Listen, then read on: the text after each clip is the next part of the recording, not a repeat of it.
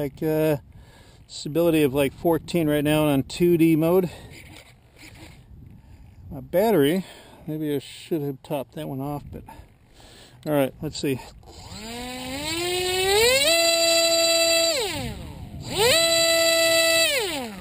Okay, that right there, just on the ground, it's still pulling about 45 amps. That's a good amount of power coming out of there.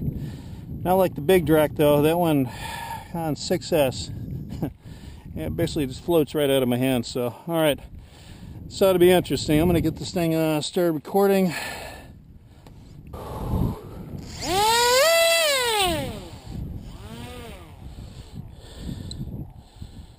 right.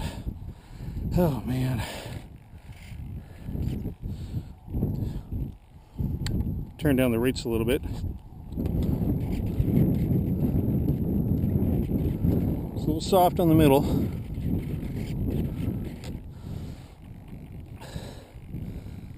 All right.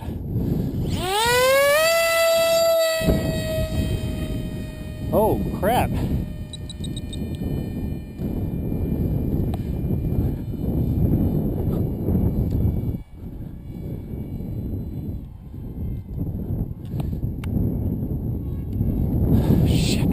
That sucker got out of range way too fast.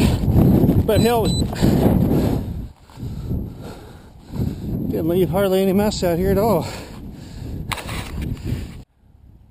Well, I'd say the first flight was kind of a mixed success and kind of a learning lesson. On a plane like the Mini Drak, always have the goggles ready to throw on your head because the thing got out of range that fast when I couldn't get the gains turned off fast enough, and then to realize the rates were turned up too high. And at that distance, it just started to turn into a little dot. So you could say it got very exciting, but the good thing is it only soft landed.